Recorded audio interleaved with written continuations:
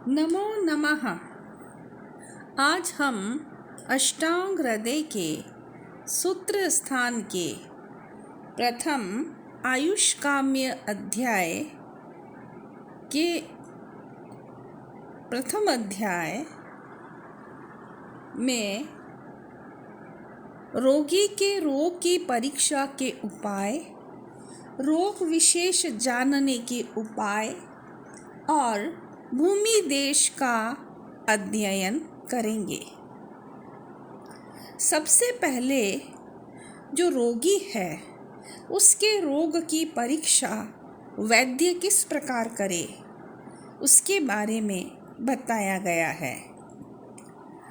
दर्शन स्पर्शन प्रश्नै परीक्षेच रोगिणम्। परीक्षेत रोगिणम, रोगी की परीक्षा करनी चाहिए। किस प्रकार से? दर्शन, दृष्टि से देखकर, स्पर्शन, हाथ के स्पर्श के द्वारा, अपने हाथ से रोगी के शरीर का स्पर्श करके, प्रश्नई, रोगी से प्रश्न पूछकर, उसके रोग संबंधी विविध प्रकार के प्रश्न पूछकर रोगी की परीक्षा करनी चाहिए।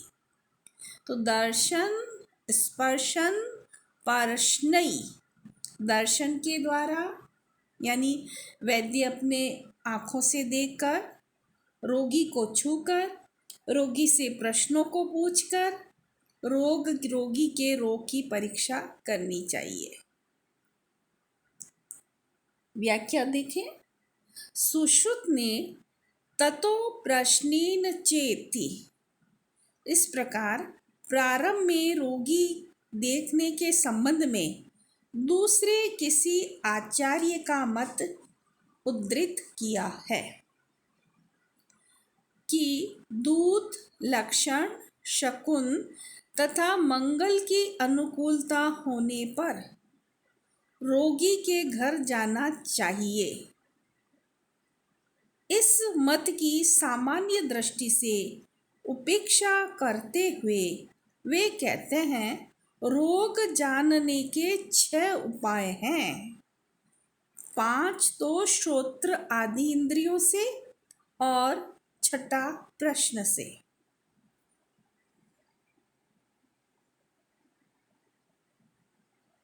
आचार्य पुनर्वसु रसना इंद्रिय के परीक्षा का विषय किसी को नहीं मानते। देखें, रसम तो रसाननुमीमीत, अर्थात रोगी के शरीर का रस यद्यपि रसना इंद्रिय द्वारा ग्रहण किया जा सकता है, परंतु उसे अनुमान से ही जान लेना चाहिए। इसका प्रत्यक्ष उपाय से ग्रहण करना उचित नहीं है। अतएव रोगी से पूछकर उसके मुख का स्वाद कैसा है जान लें। जूं यदि रोगी के शरीर से हट गई हो तो रोगी के शरीर को नीरस समझ लें। प्रायः साफ सुथरे परिवार के रोगियों में यह लक्षण नहीं पाया जाता, तथापि रोगियों के शरीरों में यह लक्षण दिखाई देता है। मक्खियों के बार बार शरीर पर बैठने से शरीर की मधुरता समझें। रक्त पित्त रोग में निकलने वाले रक्त की परीक्षा, क्या यह जीव रक्त तो नहीं निकल रहा है? इसके लिए उसे कुत्ते या कुएं के सामने डालें।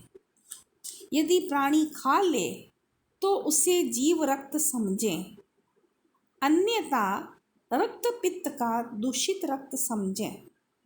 इस प्रकार अन्य रसों का भी अनुमान कर लेना चाहिए। रोगी परीक्षा के आधुनिक उपकरण के विषय में कहा जा सकता है कि पहला थर्मामीटर, यह स्पर्श द्वारा शरीर के तापमान को बतलाता है। इसमें वात पित्त कफ दोषों को बतलाने की क्षमता नहीं होती। स्टेथोस्कोप, यह श्रोत्र इंद्रिय का प्रतिनिधि यंत्र है। इसकी सहायता से कफ से होने वाली हृदय की आवाज़ सुनी जा सकती है। ब्लड प्रेशर जांचने में भी चिकित्सक इसका उपयोग करते हैं। एक्सरे, यह चक्षुर इंद्रिय का प्रतिनिधि यंत्र है। त्वचा तथा मांस से ढकी हुई जिन अस्थियों या अस्थि भंग को हम अपनी इन आँखों से नहीं देख सकते, वहाँ यह यंत्र सहायक होता है। चौथा, कार्डियोग्राम, हृदय परीक्षा के लिए इसका उपयोग होता है। जो हृदय क्या कह रहा है उसे यह टेढ़ी सीधी रेखाओं द्वारा निर्दिष्ट कर देता है। तदनुसार चिकित्सक उसकी चिकित्सा करते हैं। अल्ट्रासाउंड, यह स्थान विशेष को चित्रित कर देता है। तदनुसार चिकित्सा की जाती है। छठा, लिटमस पेपर, इसकी सहायता से हम मूत्र की क्षारता तथा अम्लता का ज्ञान कर लेते हैं। सेक्रोमीटर, इससे मधु रोगी के मूत्र की शर्करा नापी जाती है। इस दृष्टि से यह रसने इंद्रिय का प्रतिनिधि यंत्र है। इस प्रकार के अन्य अनेक उपकरणों का इस क्षेत्र में आविष्कार होता जा रहा है, उन्हें भी देखें। नाड़ी ज्ञान के लिए अभी तक जो यंत्र अत्यधिक प्रयुक्त हुए हैं वे अधिक श्रद्धेय नहीं हैं। कहने का तात्पर्य है कि ये यंत्र विश्वसनीय नहीं है। अर्थात जो आयुर्वेद के द्वारा रोगी की परीक्षा दर्शन, स्पर्शन और प्रश्न द्वारा हो रही है वह विश्वसनीय है, पर इसके लिए उचित वैद्य का होना भी आवश्यक है।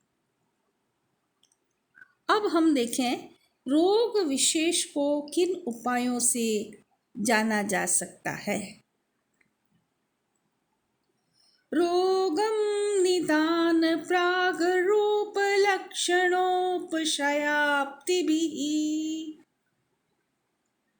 जो रोग की परीक्षा है वह निदान, प्राग रूप अर्थात पूर्व रूप, लक्षण, उपशय, आपति अर्थात संप्राप्ति, इनसे जाननी चाहिए या जानना चाहिए।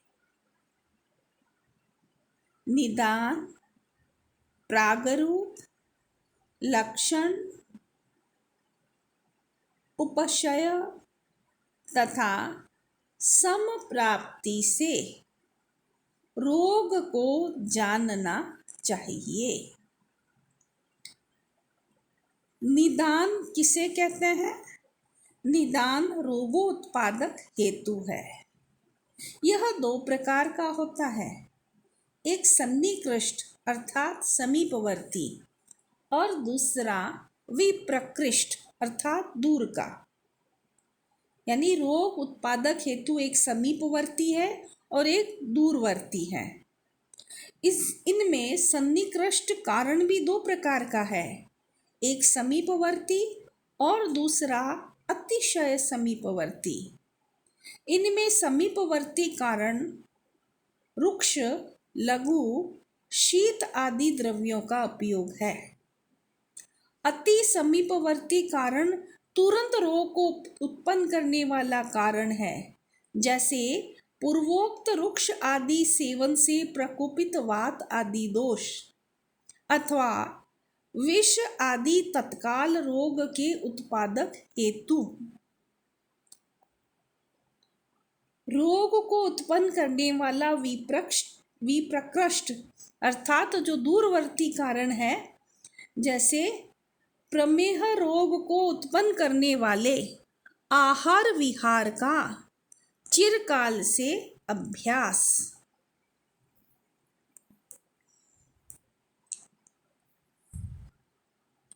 प्राग रूप,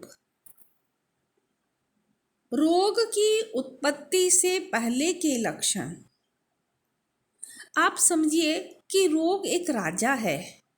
जिस प्रकार राजा की सवारी में कुछ लोग राजा के आगे चलते हैं, कुछ साथ में चलते हैं और कुछ पीछे चलते हैं, उसी प्रकार रोग में भी लक्षण रोग के आगे चलते हैं, वे पूर्व रूप होते हैं, वे पूर्व रूप लक्षण कहलाते हैं। और जो लक्षण रोग के साथ चलते हैं वे रूप कहलाते हैं, और जो लक्षण रोग के पीछे चलते हैं वे उपद्रव कहलाते हैं। यह प्राग रूप भी दो प्रकार का है, सामान्य और विशेष। श्रमोरति विवर्णत्वम, ये जो कहा गया है वह ज्वर का सामान्य पूर्व रूप है, और जम्भाई का अधिक आना यह वात ज्वर का विशेष पूर्व रूप है। तो इस प्रकार से जो प्राग रूप है वह दो प्रकार का हो गया, एक सामान्य जैसे श्रम इत्यादि, श्रमो अरति विवर्णत्व, और जम्भाई इत्यादि आना वात ज्वर का विशेष पूर्व रूप। अब आप उपशय को समझें।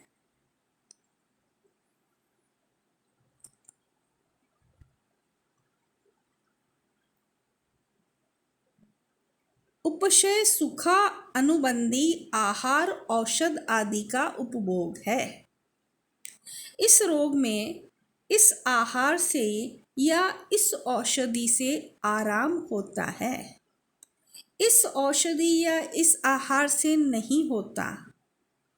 जैसे तेल मलने से संधिवात शांत होता है किंतु आमवात बढ़ता है। मलेरिया कुनेन से जाता है और टाइफाइड या काला जार क्यूनेन से नहीं जाता। इस साधन का उपयोग गूढ़ लक्षणों वाले रोग की परीक्षा में आवश्यक है। अब हम आपत्ति के विषय में जानें। इसके पर्याय हैं संप्राप्ति, आगति और जाति। रोग किस प्रकार उत्पन्न हुआ है? यह तो हुआ संप्राप्ति। किस प्रकार आगे चला है? यह हुआ आगति। और किस कारण से संपूर्ण रूप में दिखाई देता है? यह हुआ जाति। बाहर से शरीर पर आघात हुआ, उससे शोथ अर्थात सूजन उत्पन्न होती है। यह शोथ किस प्रकार से शरीर में उत्पन्न हुआ? यह वात संप्राप्ति बताती है। अब हम भूमि देश के बारे में जानेंगे। भूमि देह प्रभेदेन देशमाहुरिह द्विधा। आयुर्वेद शास्त्र में जो देश है द्विधा आहु, दो प्रकार का कहा गया है। भूमि देश और देश अर्थात देह देश। आयुर्वेद शास्त्र में देशम आहुर इह द्विधा, देश दो प्रकार का है, भूमि देश और देह देश। यह जो देश शब्द है शरीर के लिए आयुर्वेद शास्त्र में ही प्रयुक्त होता है, दूसरे शास्त्रों में इसका उपयोग नहीं होता।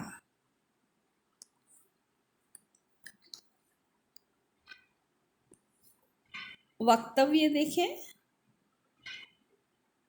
आयुर्वेद शास्त्र में प्रधान महत्व निदान एवं चिकित्सा का ही है। यहाँ ग्रंथकार सूत्र रूप में विषयों का वर्णन कर आगे यथास्थान इन विषयों का विस्तृत विवेचन करेंगे। यह इनकी अपनी शैली है। देह शब्द देश के अर्थ में केवल आयुर्वेद में ही प्रयुक्त हुआ है। देह देश का क्षेत्र है सिर, हाथ, पैर आदि। अब भूमि देश के बारे में देखेंगे और उसके कितने प्रकार हैं वो भी देखेंगे। जांगलम वात भूयिष्ठम अनुपम तु कल्पोल्बणम साधारणं सममलं त्रिधा भूदेशमादिदेशत्।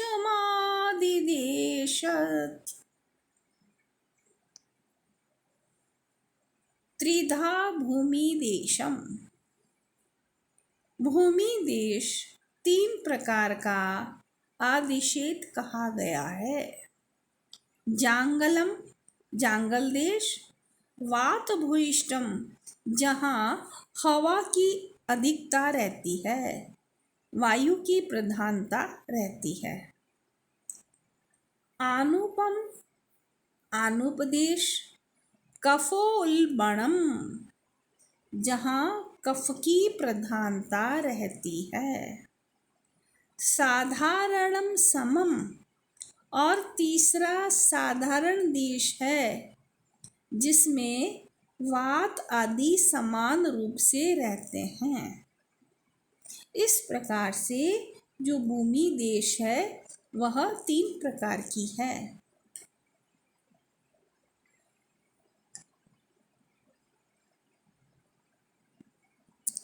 यहाँ पर शरीर को मलिन बनाने से वात आदि दोषों को मल शब्द से कहा गया है। देहस्य मलिनीकरणात् आहार मलत्वाच्च मलाः।